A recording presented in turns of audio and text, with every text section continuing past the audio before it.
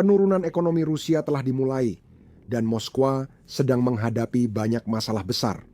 Ini bukanlah sebuah pengungkapan dari analis Barat atau tuduhan dari pemerintah asing. Ini adalah pengakuan dari dalam lembaga keuangan Rusia sendiri. Benar sekali, bank milik Kremlin sendiri yang mengatakan hal itu. Peringatan dunia luar selama bertahun-tahun, namun keadaan tetap buruk bagi mereka. Ketika lembaga yang seharusnya menenangkan kekhawatiran, justru dipaksa mengakui bahwa ekonomi sedang runtuh. Itu menunjukkan bahwa kerusakan telah melampaui tingkat penyangkalan. Sekarang pertanyaannya bukan lagi apakah Rusia tertekan, tapi seberapa parah keruntuhannya dan dampaknya bagi negara, Putin, serta dunia. Sejak 2022, Rusia mengubah ekonominya menjadi lebih seperti mesin perang daripada sistem pasar. Setiap tuas telah ditarik untuk menjaga aliran uang ke militer, menyembunyikan dampak sanksi, dan meyakinkan masyarakat bahwa semuanya tetap terkendali. Untuk sementara waktu, itu berhasil. Pejabat membanggakan ketahanan dan menunjuk angka produk domestik bruto utama yang terlihat menunjukkan pertumbuhan. Televisi pemerintah mengklaim Rusia tetap kuat meski terisolasi. Dengarkan Duta Besar Rusia membahas ekonomi Rusia dalam wawancara sebelumnya. Saya beberapa kali di negara saya tahun ini dan tidak menemukan penurunan apapun. Meskipun semua penyangkalan ini, di balik layar, orang-orang melihat harga-harga naik, rak-rak kosong, dan rubel yang nilainya semakin menurun setiap bulannya. Sistem ini berdiri di atas ilusi yang hanya bisa bertahan sementara. Kini, dalam momen kejujuran yang langka, Bank Rusia akhirnya mengakui apa yang selama ini disembunyikan Kremlin. Ekonomi sedang runtuh. Data resmi menunjukkan produk domestik bruto Rusia turun pada kuartal pertama dan kedua 2025, memenuhi definisi resesi. Ini masalah besar bagi ekonomi Rusia. Menariknya, peringatan ini datang dari beberapa sumber. Pada Juni lalu, Menteri Ekonomi Maxima Reshetnikov menyatakan Rusia diambang resesi. Beberapa minggu kemudian, Oxford Economics mendukung pernyataan itu dan menyebut negara tersebut di ujung tanduk. Bahkan, di dalam sistem keuangan Rusia, kekhawatiran semakin meningkat. Minggu lalu, Chief Executive Officer Sberbank Herman Gref menyebut ekonomi secara teknis stagnan, mengulangi peringatan sebelumnya pada bulan Juli dan Agustus bahwa pertumbuhan mendekati nol. Jika ini hanyalah analis Barat acak, kita bisa menganggapnya dengan santai. Namun, ini adalah suara-suara yang tidak memihak dan sangat penting. Reshetnikov berbicara mewakili tim ekonomi pemerintah sendiri, sementara Oxford Economics mencerminkan bagaimana pasar global memandang Rusia. Dan Gref merupakan tokoh berpengaruh di sektor swasta Rusia. Ketika ketiganya mengatakan hal yang sama, pesannya jelas. Ini bukan masalah jangka pendek, ini adalah penurunan yang dalam dan jangka panjang. Pada titik ini, sulit mengabaikan kenyataan bahwa ekonomi perang Rusia hancur, bahkan institusi paling setia pun tak dapat lagi menutupinya. Untuk memahami mengapa pengakuan dari Bank Rusia ini sangat penting, kita perlu mundur sejenak dan melihat bagaimana Rusia membangun ekonomi perangnya sejak awal. Jadi begini, ketika sanksi pertama kali diberlakukan setelah invasi ke Ukraina, Kremlin bergerak cepat untuk mencegah kepanikan di negara itu. Kontrol modal diterapkan untuk mencegah uang keluar negeri, ekspor minyak dan gas semakin didorong, meski harus dijual dengan harga diskon ke Tiongkok dan India. Propaganda di dalam negeri bekerja keras, meyakinkan masyarakat bahwa ekonomi kuat dan upaya Barat gagal. Untuk sementara waktu, strategi tersebut memberikan kesan stabilitas. Rubel berhasil dipertahankan, pabrik-pabrik tetap beroperasi, dan para tentara tetap dibayar. Di permukaan, Rusia tampak berhasil menghindari yang terburuk. Tetapi sebagian besar stabilitas itu hanyalah ilusi. Pertumbuhan yang dibanggakan pemimpin Rusia bukanlah pertumbuhan yang menguntungkan rakyat biasa. Produk domestik bruto meningkat karena pemerintah menghabiskan dana besar untuk tank, rudal, dan amunisi. Itu mungkin membuat ekonomi terlihat bagus di atas kertas, tetapi tidak membuat makanan tersedia di meja makan atau menjaga obat-obatan tetap terjangkau. Pada saat yang sama, ketika pertumbuhan itu dikotbahkan, harga barang kebutuhan sehari-hari merangkak naik, tabungan kehilangan nilai, dan rubel diam-diam melemah. Masyarakat mulai merasakan tekanan keuangan.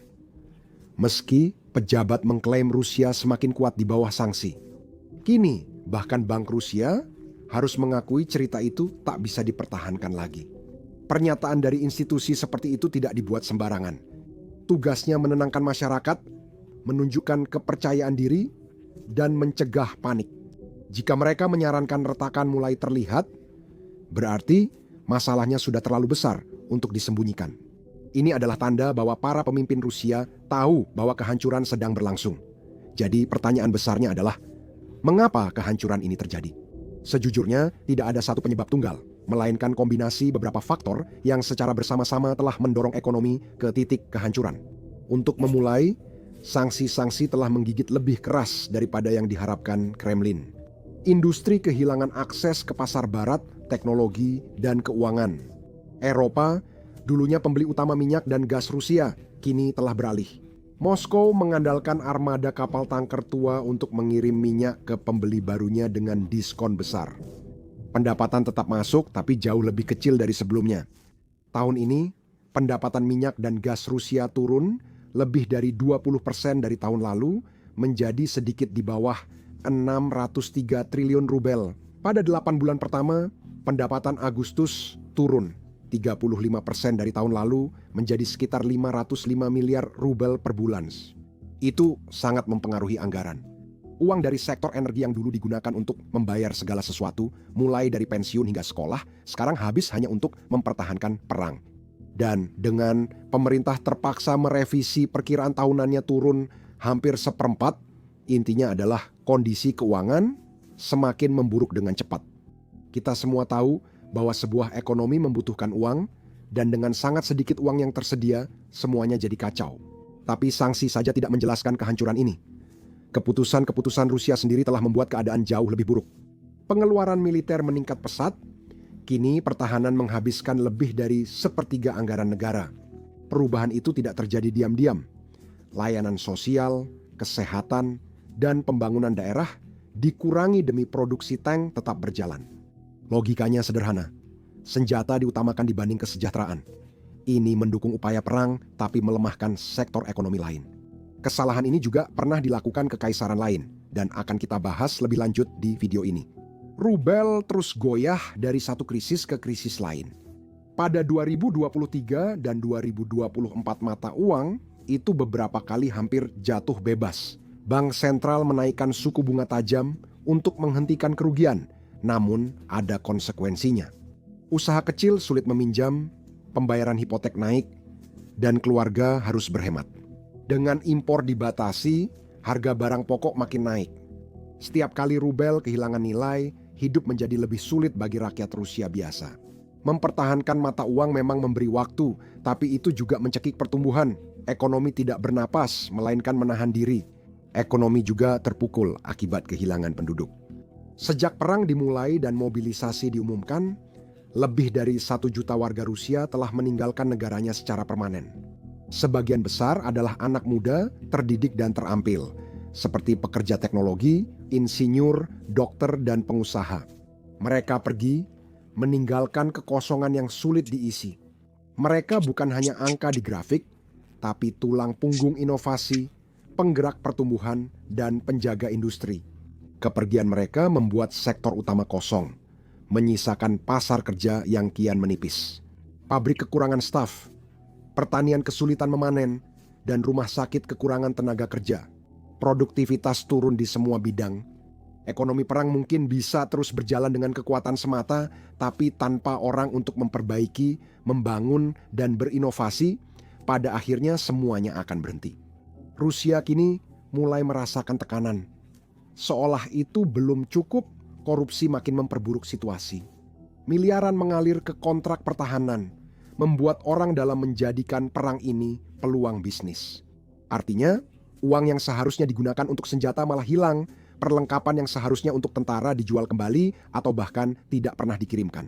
Dan proyek-proyek yang dijalankan melebihi anggaran, tertunda dari jadwal atau bahkan gagal sama sekali. Sistem Rusia tidak menghargai kompetensi, tapi menghargai koneksi. Orang dekat kekuasaan diuntungkan, negara yang menanggung akibatnya.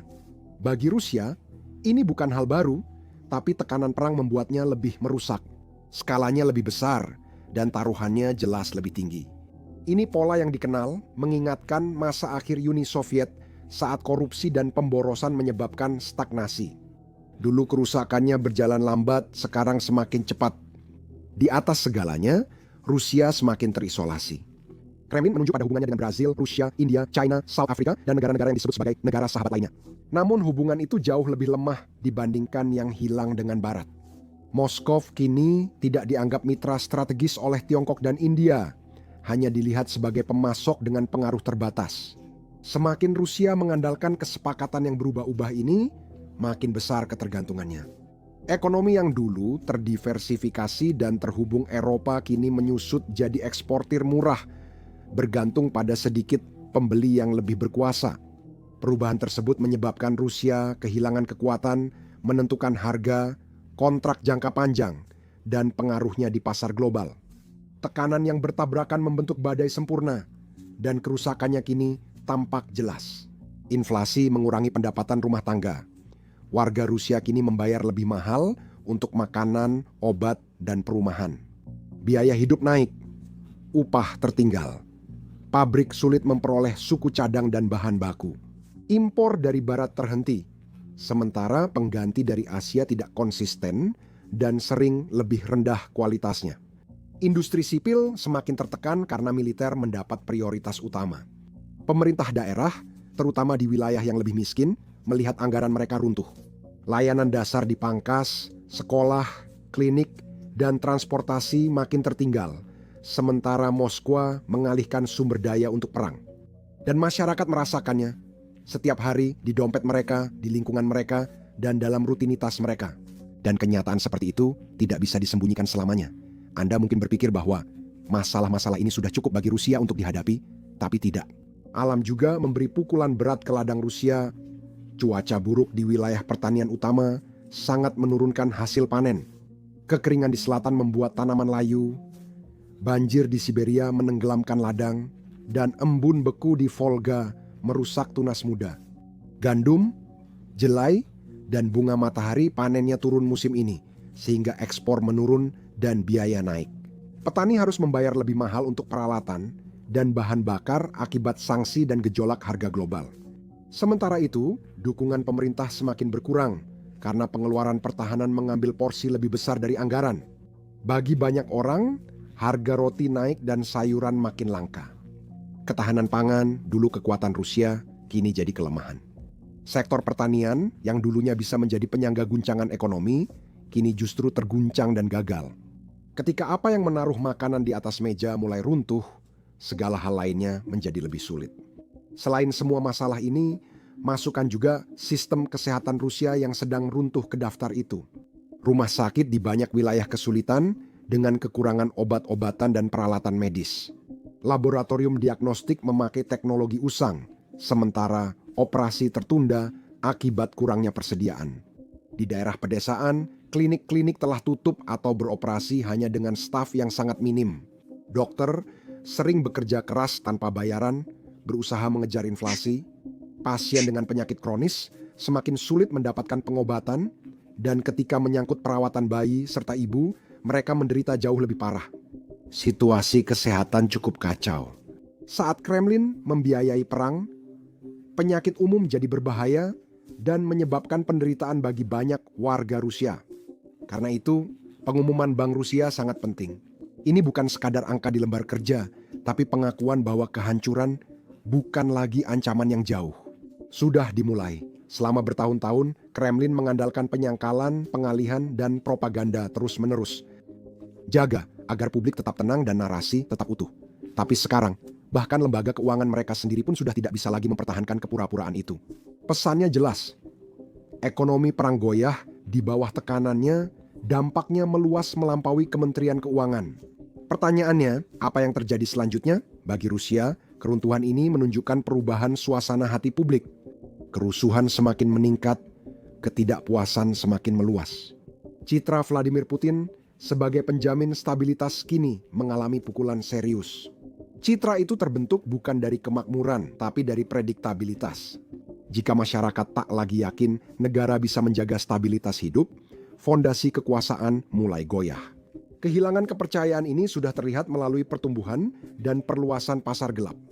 Orang-orang beralih ke sistem informal hanya untuk bertahan hidup. Pergeseran itu melemahkan cengkeraman negara dan membuka pintu bagi risiko baru. Ketika kepercayaan memudar dan kendali mulai lepas, bahkan gangguan kecil pun bisa berkembang menjadi sesuatu yang jauh lebih besar. Erosi kepercayaan langsung menuju garis patahan berikutnya, yaitu upaya perang. Tekanan pada militer Rusia seberat tekanan pada ekonominya.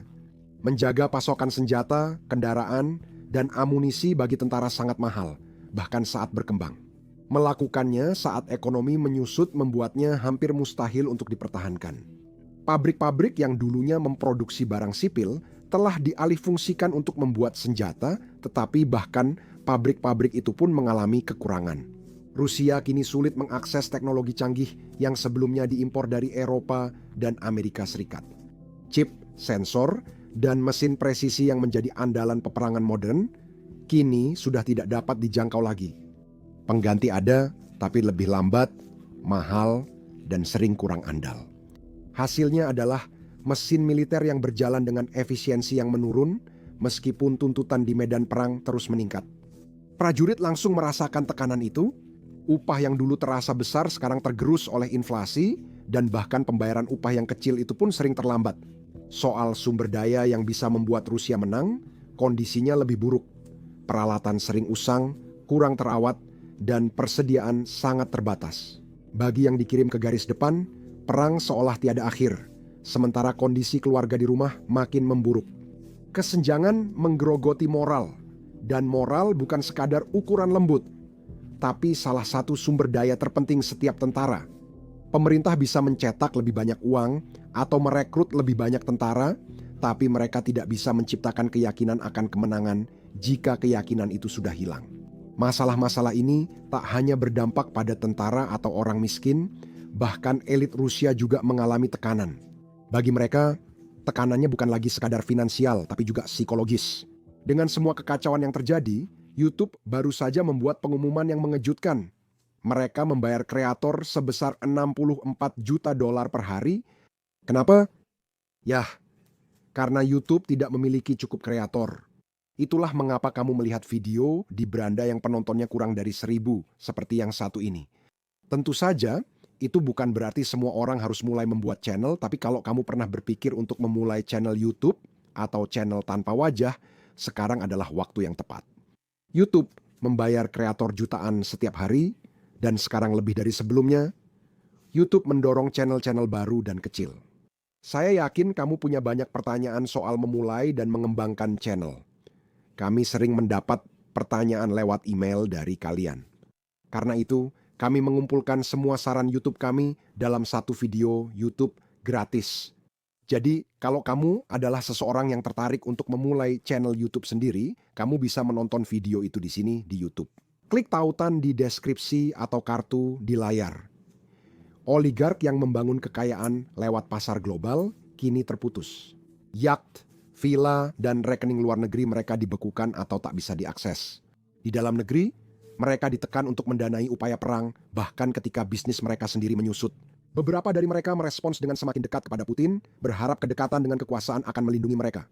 Beberapa diam-diam memindahkan aset ke luar negeri menggunakan perusahaan cangkang, transfer kripto, dan perantara asing untuk melindungi kekayaan dari penyitaan atau kehancuran. Tidak semua lolos dari amarah Putin. Di tengah ekonomi runtuh, beberapa dijadikan contoh untuk memperingatkan lainnya. Beberapa bulan terakhir, serangkaian kematian mengguncang elit, dimulai dengan Roman Stadovoit. Mantan Menteri Transportasi ditemukan tewas di mobilnya beberapa jam setelah diberhentikan. Laporan resmi menyebutnya bunuh diri, tetapi waktu dan keadaannya menimbulkan beberapa pertanyaan. Dia diselidiki karena diduga menggelapkan lebih dari 1 miliar rubel untuk pembangunan pertahanan. Mantan wakilnya yang sempat menjabat sebagai gubernur Kursk ditangkap awal tahun ini dan kabarnya memberikan kesaksian melawannya. Pesannya jelas, loyalitas tidak lagi menjadi jaminan keselamatan. Andrei Badalov, wakil presiden Transneft, jatuh dari balkon pada Juli. Dia adalah eksekutif puncak di bidang minyak dengan hubungan erat ke negara. Kematian Andrei mengikuti pola yang terlalu sering terlihat dalam beberapa tahun terakhir.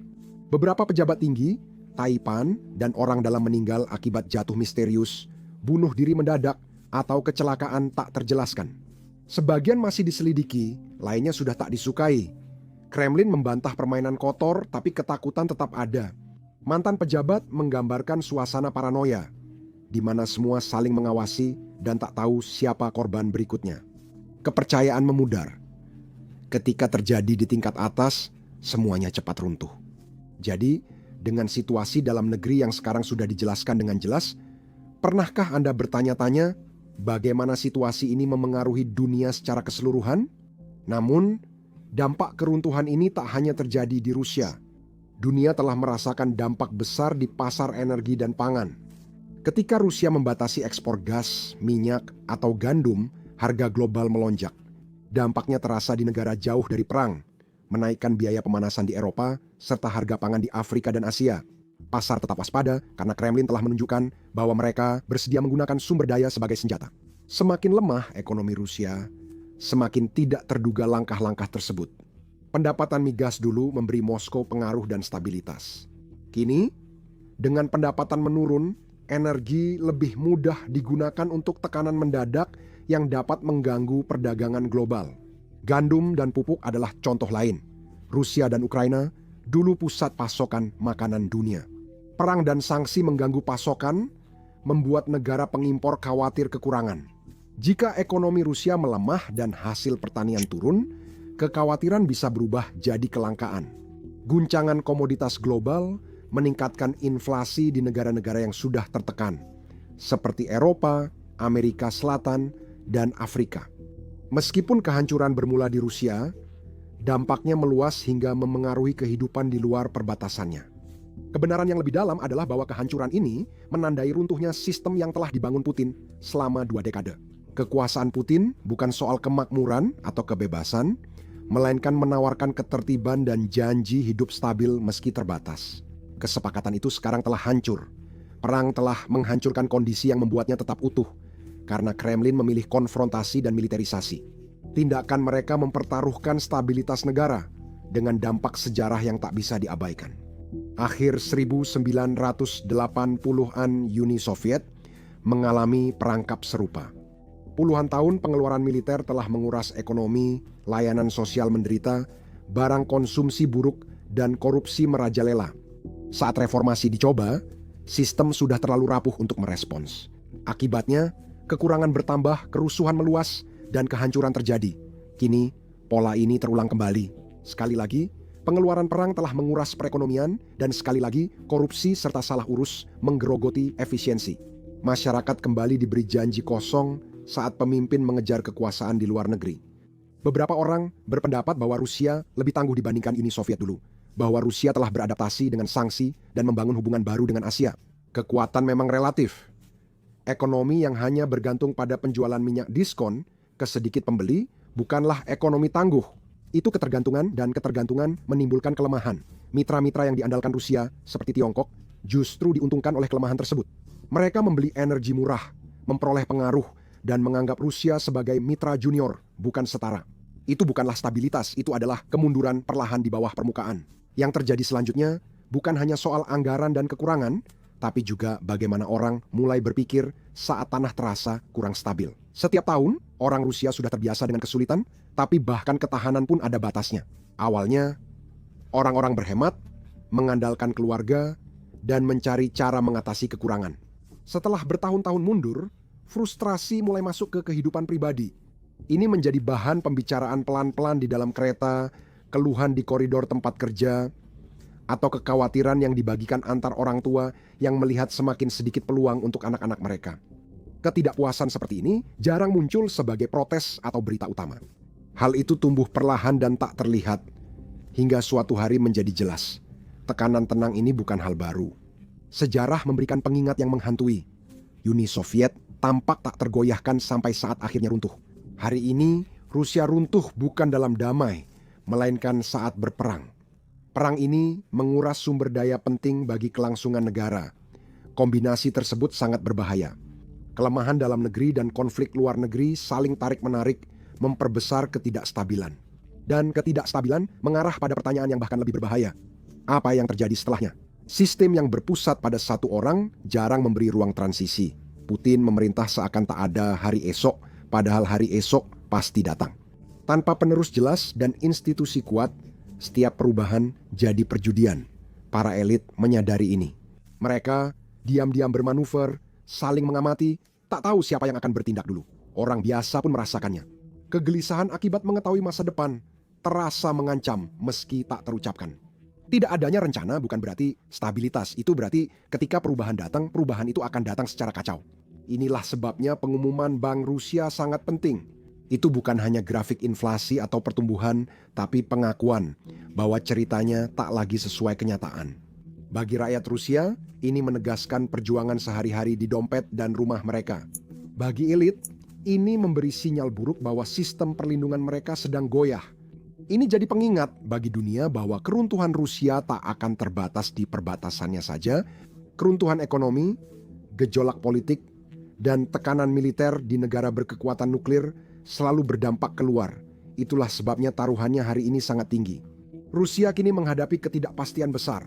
Ekonomi perangnya runtuh. Pada titik ini, pesannya tidak bisa dihindari.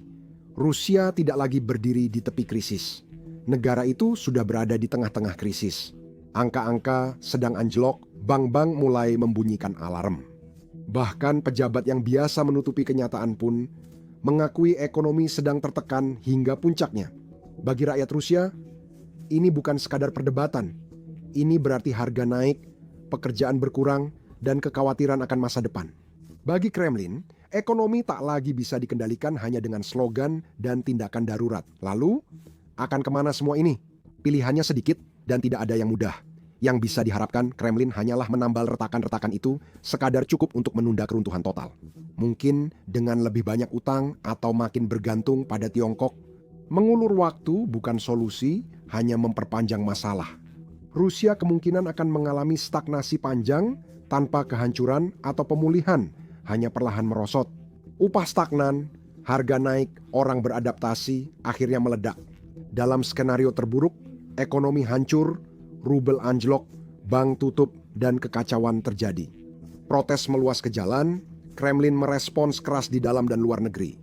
Tak peduli jalan yang dipilih, kehancuran sudah terjadi, terlihat pada data dan berita utama yang tak bisa disembunyikan.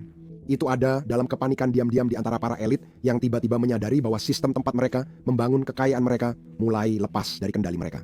Ini bukan sekadar resesi, tapi tentang negara yang kehabisan alat, uang, talenta, dan waktu. Mesin perang yang dulu menyatukan negara kini justru menghancurkannya dari dalam. Bahkan lembaga yang seharusnya menjaga ilusi itu, seperti bank sentral, mulai berkata jujur. Bagi Rusia, ekonomi bukan lagi sesuatu yang harus dikelola, melainkan sesuatu yang harus dihadapi untuk bertahan hidup. Bagi dunia, dampaknya baru mulai terasa.